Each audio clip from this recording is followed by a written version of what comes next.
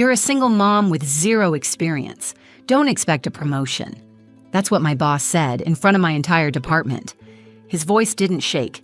He didn't hesitate. He looked me in the eye, smirked, and delivered that line like it was a punchline to a joke only he found funny. I was holding a printed report. My hands stayed steady. I smiled, not because it was funny, but because I knew something he didn't. I didn't defend myself. I didn't fight back. I nodded, turned around, and walked out of that glass conference room with every eye in the room following me. They didn't say a word, not one of them. A week later, the entire office was called into the main floor for a company announcement. People were whispering, something about a new CEO. And then he walked in, confident, calm, serious. He scanned the room once, then stopped. He looked straight at me, and then he said, "I'm here because of her." Suddenly, no one was looking at him. They were all looking at me. And my old boss, the one who said I'd never get a promotion, he didn't say a single word. My name is Sienna Vale. I'm 33 years old, a single mom, and a mid-level data analyst at a mid-sized tech company in Austin. I don't work in a corner office. I don't wear designer heels. I'm not the person they call when the big deals are on the line. But I show up every single day, and I know what I'm doing. My mornings start in chaos and coffee. I'm usually up before 6, not because I want to be, but because that's the only way I can get ahead of the day before it swallows me whole. My daughter, Mila, is 6 years old, sharp, funny, full of questions, and convinced she's part unicorn. She's the light of my life and the reason I push through exhaustion every day without fail. While she eats breakfast, usually perched on the counter with one sock on and her hair a mess, I'm double tasking, ironing my shirt with one hand and scanning emails on my phone with the other. My laptop's already open on the dining table, spreadsheets glowing under the kitchen light. It's like living two lives at once. One hand in motherhood, the other in corporate survival. My mom, Delilah, lives with us. She moved in after she retired from teaching, just before Mila started kindergarten. She's calm where I'm frantic, steady where I'm worn thin. Every morning, she hands me coffee without a word, like she already knows what kind of day it's going to be. Without her, I don't know how we'd manage. Mila adores her. They watch old cartoons together after school and bake things no one asked for but everyone eats. Work, on the other hand, is a different kind of challenge. I've been at the company for almost 2 years. It's a comfortable enough place on the surface. Casual Fridays, snack walls, team building retreats. But underneath, it's old school, in all the wrong ways. Leadership is mostly men, and promotion tends to go to the loudest person in the room, not the one doing the most work. I've never been the loudest. I'm efficient. I meet deadlines. I've created systems that have saved us thousands in wasted hours. But I'm rarely acknowledged. I sit in meetings, take notes, present clean data, and watch my work get credited to someone else with a louder voice and a tighter handshake. Trent Halperin is my direct supervisor. He's one of those people who believes charm is the same as leadership. He jokes too much, listens too little, and makes sure everyone knows who's in charge. The first time I presented a process optimization idea, he patted me on the shoulder and said, "Not bad, Vale. Let's save the big ideas for the boys upstairs." I smiled, didn't flinch, but I never forgot it. There's an unspoken rule in the office. Don't challenge Trent. He surrounds himself with people who say yes and never ask why. I learned quickly that speaking up only makes you a target, especially when you're someone like me, a single mom with no Ivy League degree, no connections, no golf game. Still, I kept my head down. I didn't complain. I took on the work no one wanted. I organized data chaos into streamlined dashboards. I stayed late and showed up early, not because I wanted a pat on the back, but because I wanted to create something solid, something I could point to and say, I did that. And maybe, just maybe, it'd earn a future for Mila that didn't feel like a constant uphill climb. At night, after I've tucked Mila into bed and double-checked that her homework is in her backpack, I sit on the couch with my laptop open, finishing whatever I didn't get to at the office. My mom usually reads in the next room or watches late-night news with the volume low. Sometimes I hear Mila whispering to her stuffed animals in the dark, making up stories. She tells them I'm a superhero. I'm not, but I try to be. That was life. Routine, exhausting, and ordinary in the kind of way that feels like it'll never change. I had no idea it was about to. I had no idea the moment that would flip everything upside down was already waiting for me. And when it hit, it didn't come quietly. It started with a meeting. Not just any meeting. The quarterly strategy review, the big one. The kind where directors sit in, decisions are made, and eyes are everywhere. I'd been working on my proposal for weeks. It was a detailed plan to streamline our internal analytics, reduce redundancy, save budget, and open up new paths for growth. I ran the numbers twice, built custom dashboards, designed a rollout plan. It was clean, clear, smart. I didn't expect applause, but I expected to be heard. The meeting room was packed. Cold air, stale coffee, too many suits. I waited as others went before me, most of them repeating recycled ideas we'd heard a dozen times. Trent sat at the head of the table, fingers laced over a leather notebook, nodding with bored approval. When it was my turn, I stood, took a breath, and walked to the front. I presented calmly, clearly. I knew my numbers. I'd prepared for every question I thought might come, but halfway through, I saw it. Trent smirking. He wasn't even looking at the report. He was staring at me like I was wasting his time. I wrapped up with a line about long-term efficiency gains and paused for questions. Silence. Then Trent leaned back in his chair, crossed his arms, and said it loud enough for everyone to hear. "You're a single mom with zero experience. Don't expect a promotion." Laughter didn't follow, but no one said anything either. No pushback, no correction, just quiet, awkward silence. Someone coughed. A few eyes dropped to their notebooks. I stood there, frozen in place, a stack of printed reports in my hands.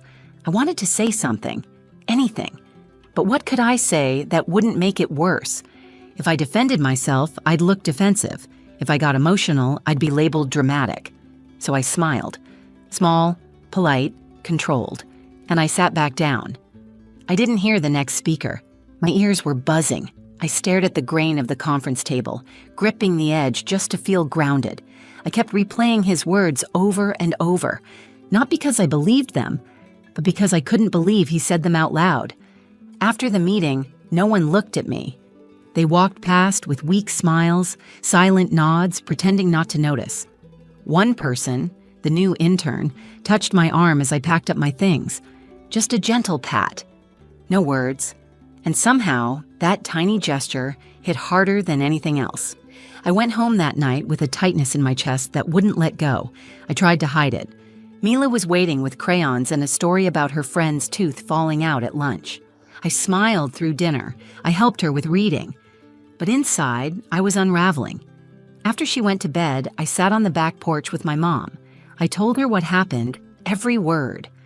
Delilah listened, quiet as always, then finally said, "That man doesn't know what strength looks like. Grace rattles people like him." I didn't cry. I wanted to, but I didn't. Instead, I went inside, opened my laptop, and pulled up the proposal I'd presented that morning. I stared at it. Every data point, every footnote. I knew it was solid. I knew it deserved more than what it got. And I knew then that I couldn't just let this go. I wasn't going to fight him directly. That would be what he expected. He'd already boxed me in, already written my story in his head. Overwhelmed single mom, grateful to have a job, never going to make waves. He had no idea who I was, so I rewrote the report. I refined it, strengthened the impact section, restructured the narrative to show not just the numbers, but the vision behind them. Then I logged into the internal board access portal, a place where high-level submissions could be reviewed confidentially by senior leadership. I uploaded the revised plan under my name. No titles, no plea for recognition, just the work. Clear, unapologetic. I didn't tell anyone. I didn't expect much. But something inside me shifted that night. I'd stopped playing by their rules. And even if no one saw what I did, even if it led nowhere, I knew I'd stood up for myself in the one way I could, by letting my work speak louder than their silence. What I didn't know was that someone had seen it, and everything was about to change. The Monday after I submitted the proposal felt like any other day. There were no dramatic emails, no surprise meetings, no signs that anything had shifted. I packed Mila's lunch, dropped her off at school, and drove to work with the same playlist humming in the background, the same stretch of I-35, the same coffee lukewarm by 9 a.m. I kept my head down that week, Trent was more smug than usual, which told me he thought the moment had passed. Maybe in his mind I had finally learned my place. Maybe he assumed I had let it go, like so many others had. But something was different. It wasn't just about the proposal anymore. It was about Mila. About the night I stood in the doorway and watched her sleep, wondering what kind of example I was setting. Was I showing her how to stand up for herself, or how to shrink when someone tried to make her small? The truth is, I didn't feel brave. I felt exhausted. But sometimes strength doesn't look like shouting in a meeting room. Sometimes it's quiet, strategic, a slow, steady refusal to disappear. And so, while everyone else spent the week planning for a product launch, I quietly waited. Midweek, I got a ping from someone on the executive team. Just a simple message. Thanks for your submission. Impressive work. That was it. No signature, no title. Just enough to know it had been read. I didn't tell anyone, not even my mom. I didn't want to get my hopes up. I knew how these things usually went. Corporate attention could vanish as quickly as it appeared. Then came the announcement. Friday morning, company-wide email. All hands meeting at 10 a.m. Sharp, mandatory attendance. The subject line said, Executive Leadership Update. The buzz around the office was immediate. Whispers in the break room. Speculation flying between desks. People assumed someone on the board was stepping down. Maybe a restructuring. Trent looked visibly excited. He made some half-joke about finally getting the recognition he clearly deserved. I said nothing.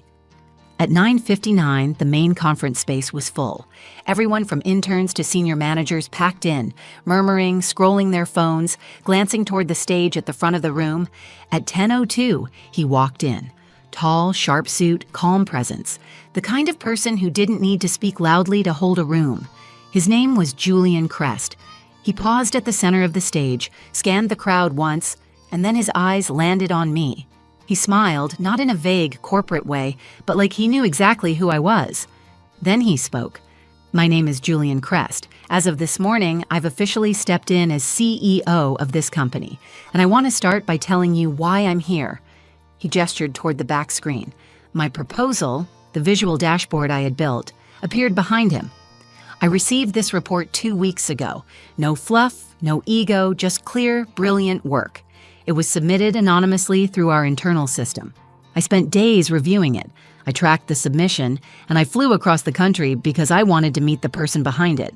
He turned back to the room, and I'm here because of her. He pointed straight at me. It took me a full second to register what was happening. The entire room turned to look at me, mouths open, eyes wide. Trent's face went blank. His lips parted, but no words came out. Julian walked directly over. He extended his hand. Sienna Vale, he said, your proposal showed more vision, discipline, and impact than anything I've seen from this company in years. I came here to build a better future, and I need your help to do it. I stood slowly.